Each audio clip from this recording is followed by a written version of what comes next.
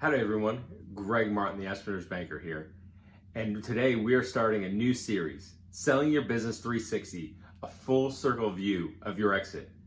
And today we're talking with Cormier, CEO and founder of Automated Records Collection. Corey and his two partners founded and grew Automated Records Collection, and eventually they sold it to a strategic buyer. They sold it to a private equity group. And what I think that you will find most interesting about today's discussion with Corey is one, how open and honest he is, but then two, the challenges of what it was like to actually understand what it's like to sell this business to a strategic partner, to a private equity group, a company or a group that has acquired dozens of companies. And this is the first time that Corey and his partners have walked through it, but then also dealing with a partnership. When you're looking to sell, when you're looking to exit, making sure that all the partners are on board. So I hope that you enjoy the time that we spend together, and I know that you're going to get so much information out of this. Corey, thank you so much for joining me today and being able to share your wisdom and your experience. I don't know how to call it wisdom. Maybe experiences. Well, I can guarantee to everybody that we're in for a treat. How about you just kind of start off, give us maybe the 30-second overview of what your company was and what did y'all do, and then how did you big picture, how did you decide to exit? Oh, wow. So we own two companies, Legal Monkeys, and then below that we had another company, Automated Records Collection. Legal Monkeys is our technology branch, and the record collection, I guess, or really mothership head, I guess I would say. And then the records is the side that over time ended up generating a lot of revenue. So we collected medical records for law firms throughout the nation. And so we ended up just selling one of them. We kept the parent company, Legal Monkeys, licensed the name out to the owner for 5 years, and then sold off the records piece of the puzzle. So, and then we'll dig into selling throughout this time today, but it's definitely not something that was on our radar in the beginning, something on the radar at the end. And we've learned a lot through the beginning of starting it, growing it, and then selling it. So why did you decide to sell? Because, obviously we've talked about this a lot. And you had a really, really good company that you were fulfilled in, that was profitable for you and the other owners. You were growing. You were helping and serving your employees, your customers. So so you didn't have to sell. So why did you decide? Would someone just big fat check, and it was hard to say no? Yes, great point. We highly profitable, growing, didn't even own a small percentage of the market. So the market was huge. We could have taken a lot more. Great team, brand, culture, all that, right? Because it takes a lot of time to build those things. So there was a lot of momentum going into this thing before we sold it. And had never even really thought of selling. And there was just a year, I don't even remember, toward the end of, let's call it 10 years from beginning to sell, where I think we were approached by 9 different individuals or companies to sell within like a year period. And so we're like, where's this coming from? We don't have that big of a name. Like, how are they finding out about us? I don't quite understand how the private equity works. And so, as they approached us, we began to make a list and then began to strategically talk about what would that look like. Well, should we talk to these guys or not? And so a lot of them, we told them we weren't interested or not right now. But as we get to the end of this group of 9, we're like, maybe we should sit and talk to one of these guys. I don't know. What is this, right? Just start exploring it. But we still had no interest in selling by any means. But we're like, you never know. If somebody wants to pay me $1 billion, hey, I'll take it. But you keep writing zeros. Eventually, I'll say yes. Add the commas, keep going. So, we just were exploring, and after sitting and meeting with a few of those, we were like, oh, okay. And so in the initial conversation, we weren't ready to sell. We didn't feel we were big enough, meaning we felt we still had a lot of growth opportunity. And now that we understand, hey, you can sell, here's what selling kind of looks like, we then decided to keep growing. So after the initial conversations, we shut it off for about a year. Okay. Right? So we shut it off for about a year, and then we just kept growing because I knew that we needed to grow more. We felt that we had a lot of potential coming down the pipe. And so we just kind of kept growing it. And then as we were growing it, I think some other business opportunities came along for us to make other investments in the company, and we were starting to so what happens is you kind of make investments in a company, so you spend money and then you have to reap the profits. So we were kind of on that curve where we're reaping the profits, deciding, hey, there's another investment opportunity. Do we want to do that and ride this another 3 or 5 years, or would we like to discuss what maybe exiting would look like. Okay. And so for the first time as owners, we sit down and we say, okay, let's just talk. Like, how do we even figure out what this is? And we're an entrepreneurs organization, so we talked to some other people that had sold, and they gave us some good advice. And they said, hey, at the end of the day, I think what you should do is sit down, the three of you, on a piece of paper, everybody write down a number that they would be willing to walk away, and nobody say that. So at this point in time, we have no idea. So you don't talk about, each one of you has that number. We've never discussed what it would take for us to walk away from what we loved, we were passionate, we were fulfilled, growing, and had lots of opportunity. It wasn't that we thought this thing can't go. We thought this thing can really fly to the moon.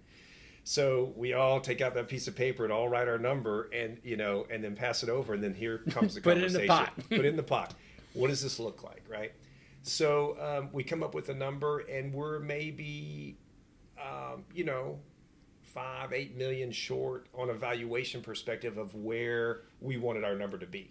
Okay. And so that was, based on the conversations you were having, because you said that you sold to a private equity That's right. group. Is that, and so it wasn't another standalone company that had synergy. It was a private equity group which I would assume was looking to acquire you and a bunch of other companies like you to get that mass, to do that investment. That's right. To go in up. that industry, in the legal industry, they wanted to be in this space since they were looking at an acquisition.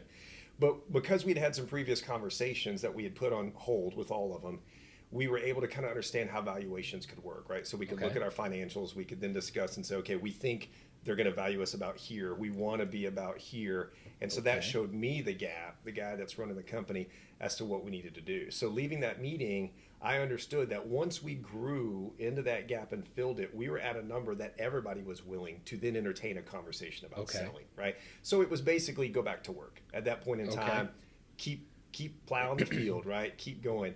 So as we kept growing, we finally got to that number, and it's like, hey guys, what do we want to do about this, right? And the three owners came back, okay. And it's like, hey, we're there now. Like, would you like to start these conversations again? So we're like, yeah, like we never would have thought. We're like, wow, we're there already. Okay, great. Let's talk. Are they willing to write that check? Let's see how that goes.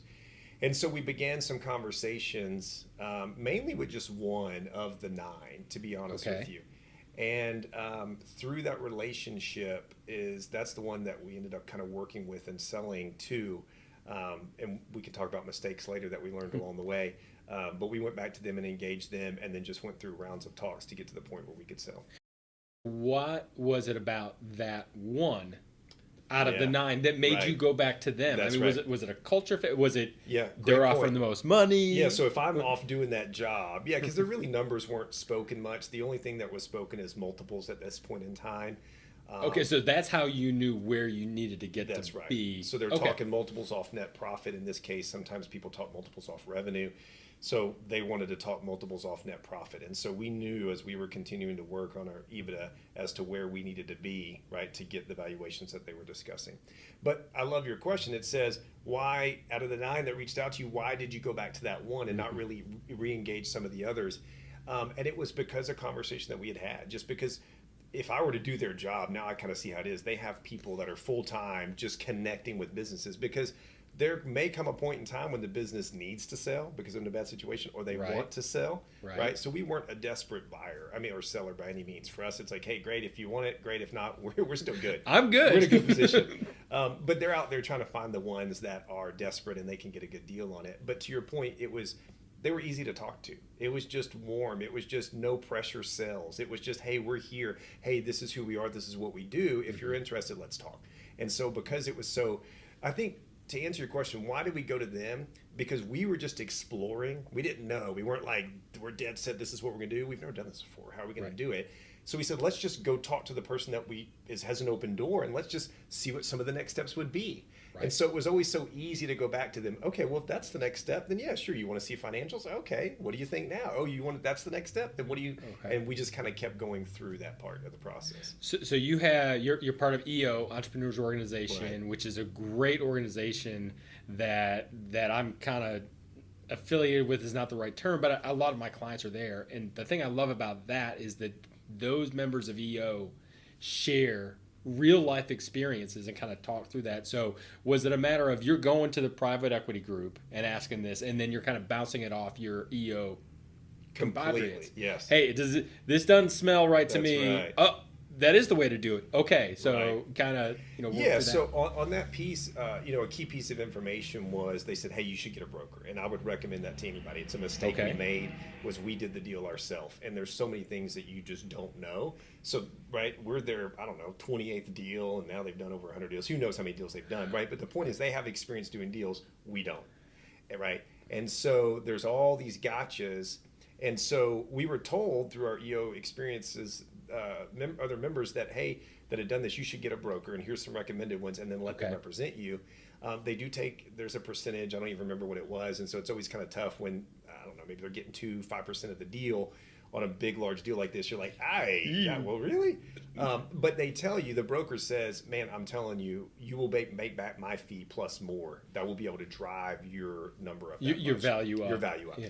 And I believe that it to be true. And if we were to do it again, we would definitely do a broker. And because the mistake was, we're in the room doing all these things back and forth with the private equity group, not knowing that and making those mistakes. Okay. So that was recommended by, a lot of the EO people that had sold.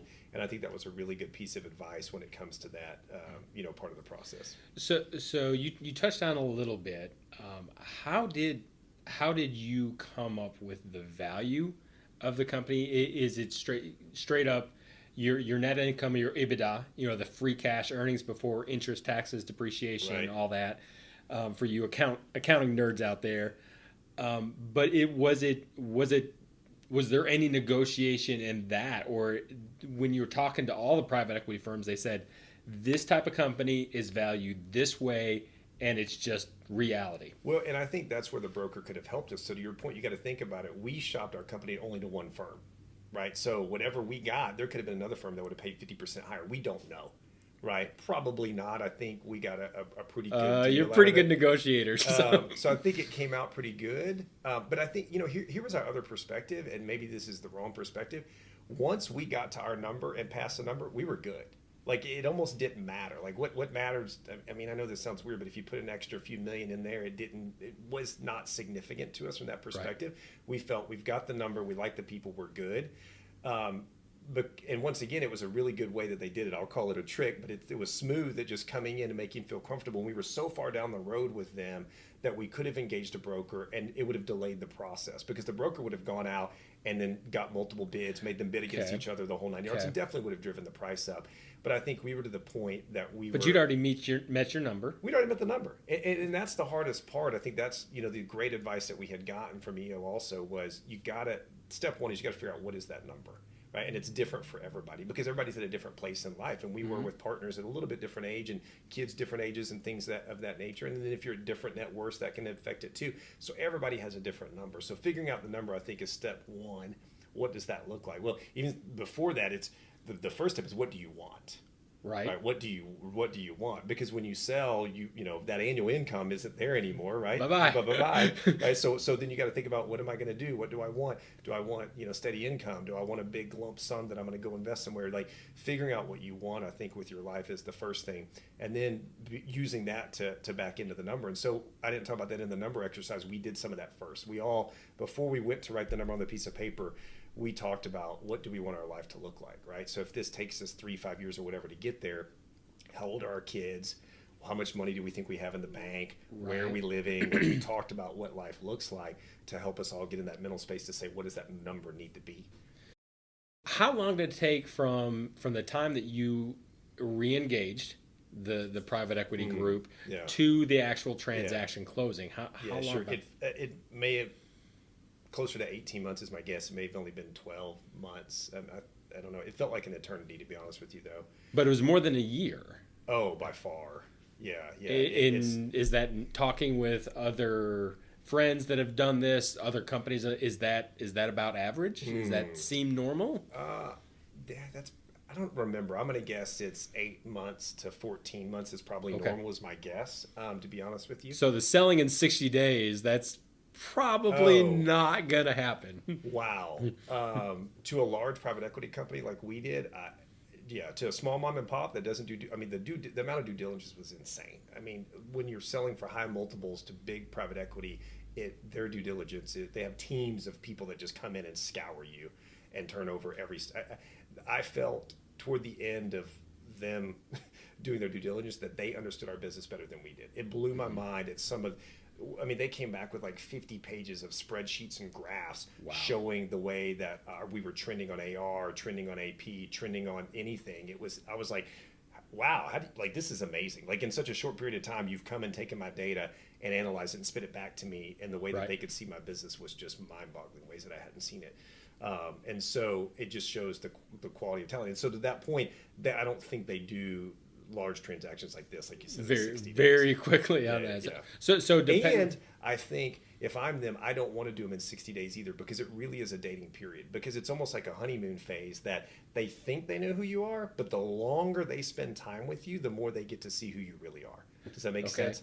And I think that's really important with specifically how you structured the deal. Would you mind talking big picture how y'all structured the deal? Because you sold, but then you, Corey, the CEO, also stayed on running the company. So, with our deal, most cash up front, a little bit of earn out on the back, but more so employment agreements of staying on for 2 years with non-competes in place after that type situation. And I think not all exits are this way, but I think in this situation it was needed to help the transition of that group integrate into the whole, right, into the whole unit into your automated records employees, into the whole of the private equity holding company. Yeah, that's right. And so I think from that perspective, it helps with that integration of getting that over, versus you can imagine how hard it is for a team and a culture of almost 100 employees to be handed off, and it's like, high fives later, we're out. Here's the keys, good luck. Of that type of situation. And so I think through their experiences, they're mindful, and all of their acquisitions were done with that same multi-year transition. Okay, so you were running your business, you were negotiating the sale of your business, you're growing your business. I mean, when did you tell your clients, your suppliers, your teammates? I mean, it's not like you can day one, hey guys, guess what? Yeah. we might be selling. Yeah, and that's one of the hardest parts of the process is that you described. So let's just say ours went on for 18 months. I don't remember the exact dates, but during the 18 months, you go into this mode of non-investment, because every penny, they're going to look at your trailing 12 months of your EBITDA, and then they're going to give you your multiple on that, right? So if we spent an extra $1 million on something, that's $1 million times your multiplier that you're not getting. Right. So because you never know when the deal's going to close. It's like building a house. Yeah, we're going to be in August. Okay, maybe September, maybe October. It's the same thing. That's the way the deal was. And so your new trailing 12, every month you're performing, your new trailing 12 is happening. And so you've got the pressure of not doing any investments, which for us, we're big in investments and then getting those returns later down the road. We like that style. So you've got that type of situation. To your point, you are not telling anybody, because it may not happen at all completely. The deal can fall through all the way. And we read some paper like 80 or 90% of deals fall through, right? Wow. Yeah, it was 80 to 90%. It was a very high number of deals that don't go through, because through the due diligence process, they find whatever that they don't like, and or maybe the owners get gun shy. Maybe they don't like that number anymore. Maybe they want more. Who knows why? So you can't tell anybody. Nobody knows. You're behaving differently because all of a sudden your business decisions are different, right? When over a month or two, people are okay, but over a long period of time, 12, 18 months, they can start to see it. Why are we not doing this investment? Yeah, what's going on? Why are we not doing that? Why do we not do that anymore? Because every penny you decide to save, right? Let's say there was a company trip that you spent $300,000 on every year. Like, you can skimp on that last 12 months and get that times your multiple, right? Right. So it's a lot of, and so then that starts messing with your head, because you didn't normally make those business decisions, but now you want to make these other ones, and this is just dragging on. And so as it drags on, then the stress comes in. If you've been doing this for 12 months and you're not making the normal investments, and all of a sudden, what if the sale doesn't go through? Now you're behind. What deferred investments because do I have to make? Guess who still owns the company? You do, not them. And so you get put in this weird situation. It's this weird pull and tug of, do I make that investment, right? But man, I'm costing myself millions of dollars. So it was just such a weird scenario for us to be in. I remember I was at a conference out of town, and my business partner had called me because we wanted to close. I was there in January. We wanted to close in February, and the closing date had been pushed back. We were supposed to close in October. went to November, went to December, Wow. went to January. And so we were supposed to close in February. And this is in January. And I remember getting the call, and he was like, hey, we're not closing in February, because he was the one running the whole deal. And I was like, enough. And I'm a patient guy. I said, you tell them if they don't close it in February, they're done. I'm taking it off the market, and we're going to go grow this even more. And it's going to cost them double what they're paying today, because I'm not going to let them have another shot for another year. We're going to grow this. We're going to keep growing profit. And then they're going to write a much bigger check. So I don't care. I was like, but I'm tired of waiting. We're either going to get back and we're going to continue to really invest and grow this thing, or they're just going to get this thing done. And they found out a way to get it done. They needed to get it done, right? So, but knowing you guys, that was not a bluff. That was This is what it is. We don't play the bluff style. Like, it is what it is. Here it is. We're going to do this. You do that, and we're good about it. Just choose which path. And so they had chosen the path to push for every month was a different reason, some new excuse. And so whether they were valid or not, I don't know. But once again, it's to their advantage, because they continue to see more financials. They continue to see you produce. So what we did, though, is we just ran every trailing 12, right? Every new month, we got more, because we just kept growing as a company, right? So if I added a new January, that January is better than the last January. So my rolling 12, and that's what I told them. I said, hey, they see that they wish they'd wrote that check 5 months ago, because the price tag went up over 5 months. Right. And it's not going to change. It's going to keep going up. So they probably need to write the check today, or get ready to write them. Go back to their money man and say, hey, we need more money, because this is going to be a bigger check. So let me ask you, you said something really unique during the due diligence period, where they had their armies of accountants and operational people scour your business. Did you learn anything during that process that you're like, oh my goodness, and then implemented things to make that trailing 12 go up? Like, so did you use their own data against them? No, but we just learned that this is why you wish you had a broker. And so, like, things that we didn't know, like one huge surprise was the PTO. So all of a sudden, PTO, because we had a lot of employees, was a liability and reduced the sale of the company. So we're like, what do you mean? And they said, what was the rationale for that? The rationale is that it's an expense and it's a liability, and the way that we were booking it from an accounting perspective wasn't reflected in the books, right? But our policy didn't say that if you quit, we paid your PTO out, right? So we didn't think that was fair. So they were like, I get it if my policy said when they quit, I write them a check for the PTO, but that wasn't our policy. Our policy was kind of a use it, and when you quit, then it just kind of goes away, right? Which is how most kind of people are. But they counted that against us. And so there was other accounting, there was a lot of, I don't remember them all, but there were multiple accounting tricks like that. So they say, we're going to pay this much for you. And then the number just kept going down and down. And you're like, what? So once again, that's where I think if we had a broker, we would be more aware of those things. That would have been negotiated in the beginning of the number to bring the number up, or maybe they have ways to fight those numbers and things of that nature. Okay. So it's because I've heard that a lot as well. It's kind of like you're dating each other at the beginning, and they're like, hey, you're kind of cute. Let's go out a little bit. And then you're like, okay, well, let me see your books. Oh, well, maybe you're not as cute as I thought you were. And it's kind of like you both want to get the deal done, but they are obviously highly motivated to bring that number down. And you and the partners are highly motivated to keep it where it is. Yeah. And so you're fighting each other. You are. And so the thing is that they've got you 12, 14 months in, and it's like, are you just going to throw in the towel, right? So even if they're only knocking off a few million off the final price, like you said, it's this loss aversion thing that you're like, I had this much, I don't have that much anymore. That's not fair. I thought y'all were going to pay me X.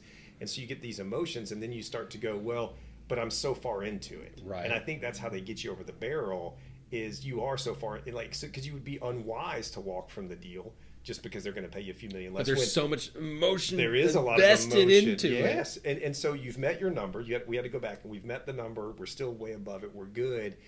And once again, I think going back to the broker could have helped us with fight and protect some of those numbers that kind of came down, which were a total surprise to us, right? So we go through the process where we didn't talk about this, the letter of intent, I think it's called, comes in, and they want to pay you X. And I remember that phone call was like way too low. Just tell them goodbye, right? Even though they had said it was going to come in here, and that was kind of an odd thing, right? Real first first piece of paper, and we're like, hey, just so you know, like we're basically we're done, and like no, this is just kind of formality. It's like what we have to do, and it's like, oh, it's almost like maybe some idiots are going to just be like, okay, fine, I'll take it, you know.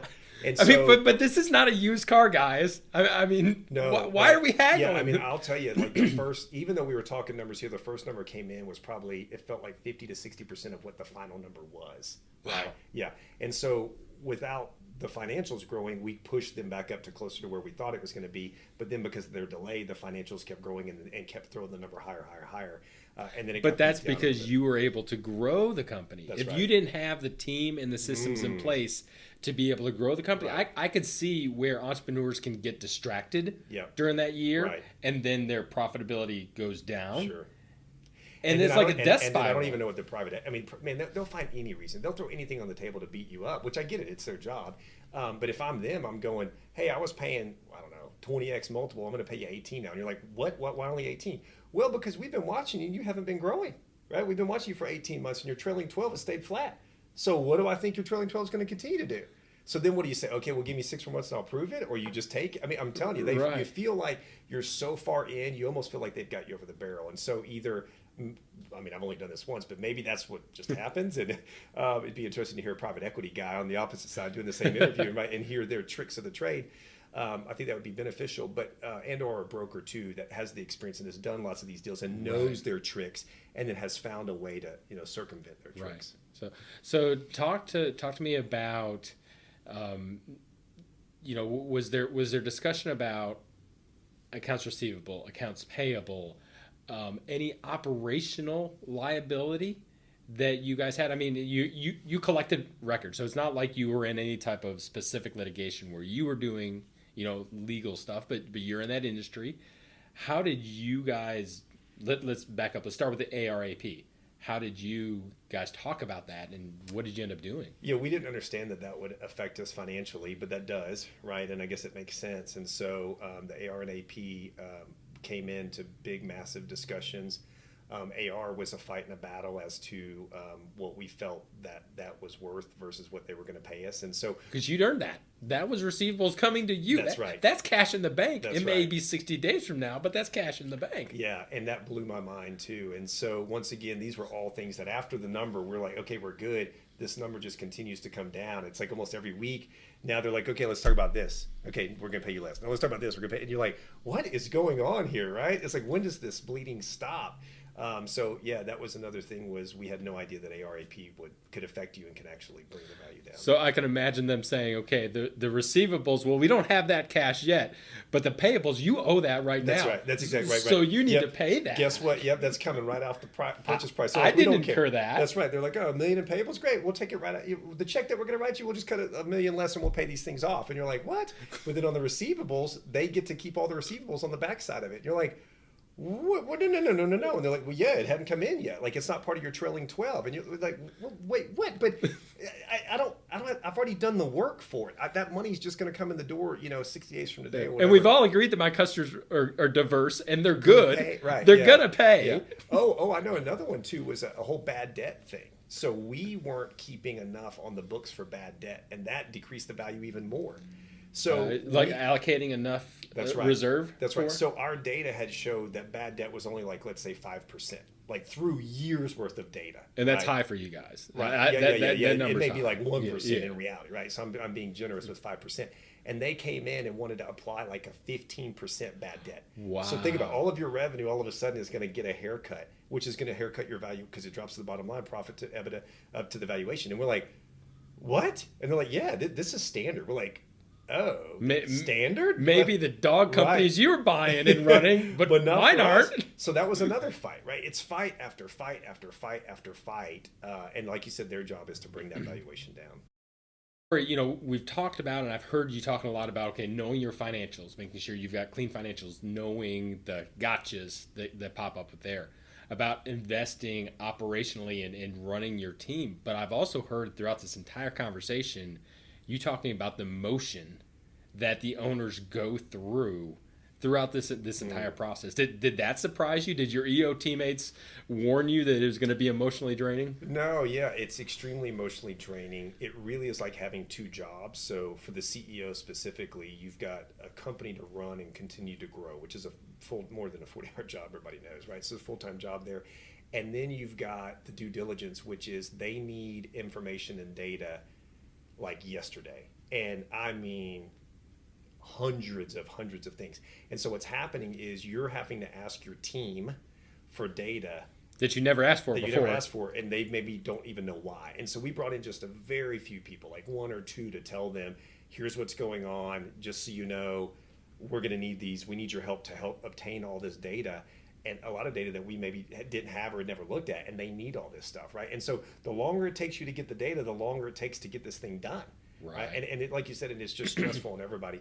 So you work till midnight, 1, 2, almost every morning. Now we're working into the mornings on top of your day job, which once again, you can't let your financials suffer. So you can't just say, all right, I'm just for a whole year or 12 months or more, I'm just going to let that thing burn while I go get them what they need. That's not going to work either. So it is it's one of the most difficult things. And then, like you said, emotional, and because you're a man on an island, you can't really tell much your team what's going on.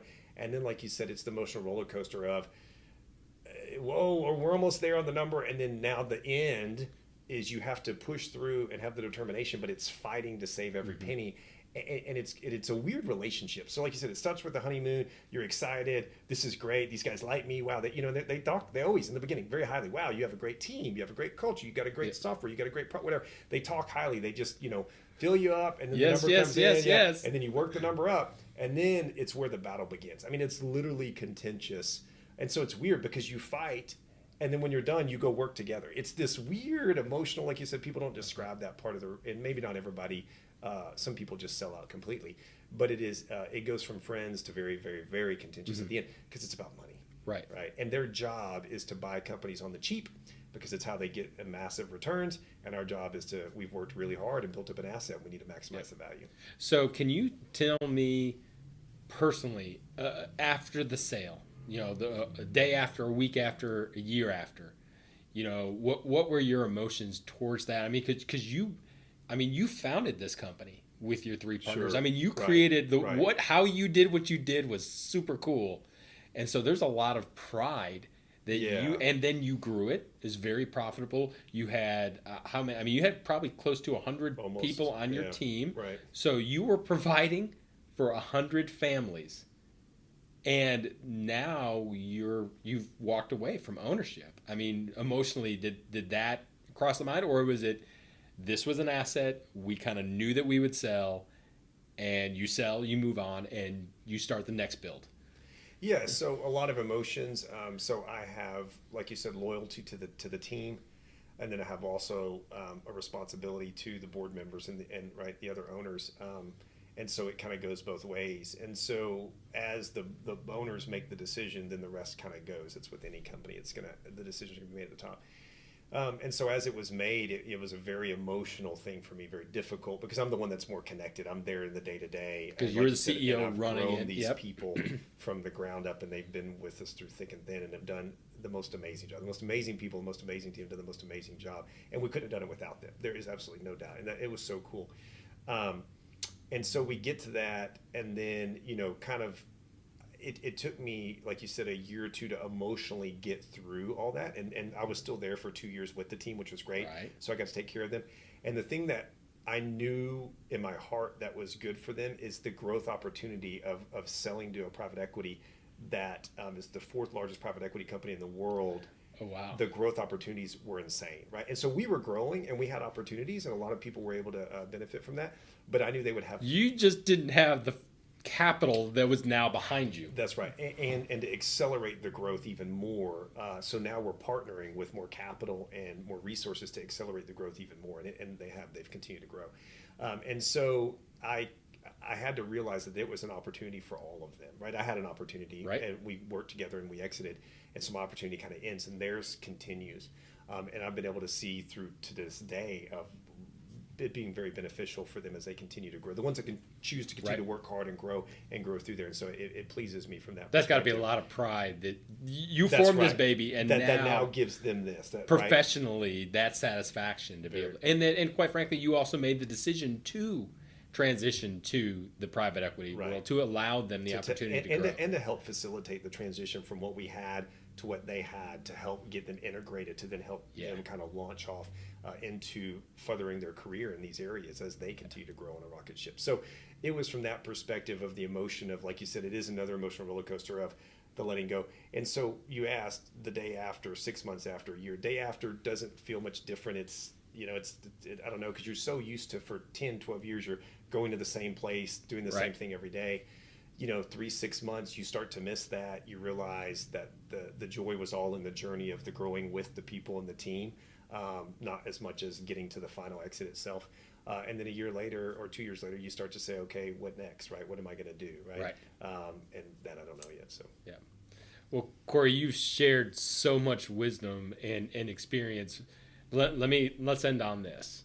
What was the one bit of advice that you would give to an entrepreneur who's thinking about selling, whether that be 5 years from now, 10 years from now?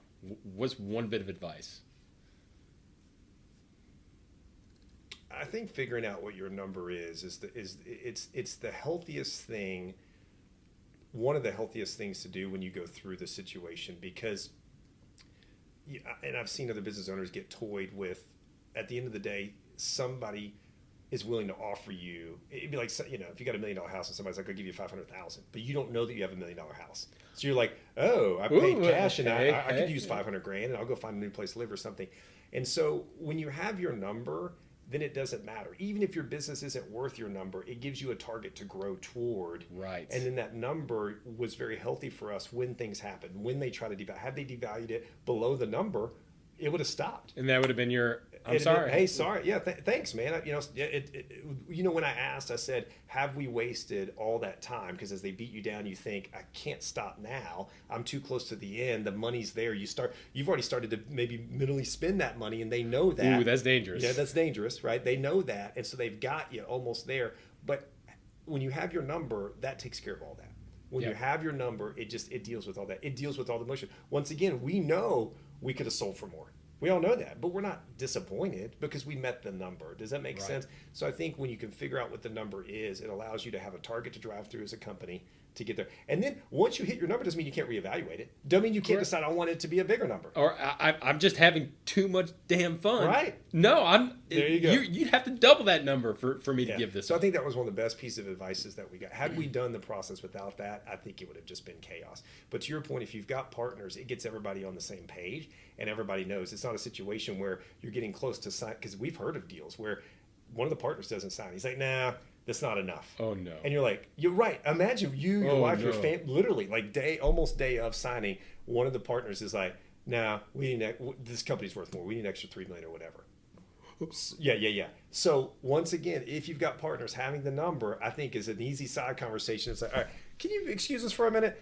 And then you're like, Joe, you're good, man. Like, and everybody's gonna like 2 of the 3. If there's 3 partners, Joe, you're good. You're still like, Joe, you're gonna get this money, right? And so I couldn't imagine that happen. Imagine if that would have happened. Once again, having the number, I think, will solve a lot of your problems. So, well, Corey, one of the things that I really appreciate about you is your willingness to continue to share. So, if someone wants to reach out to you, would you be willing to kind of talk Sure. out of it? Yeah. How can someone get a hold of you? Yeah, just email me, Corey@legalmonkeys.com. It's Corey.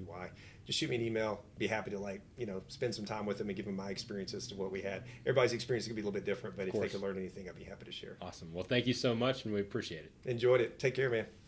I don't know about you, but I think I could probably listen to Corey talk for another 2 or 3 hours about his exit experience and how, while it was full of the challenges, there was definitely some good things that came out of it for him and his partners and his employees that stayed with the company. But the 3 things that really struck out to me were, 1, to know your number.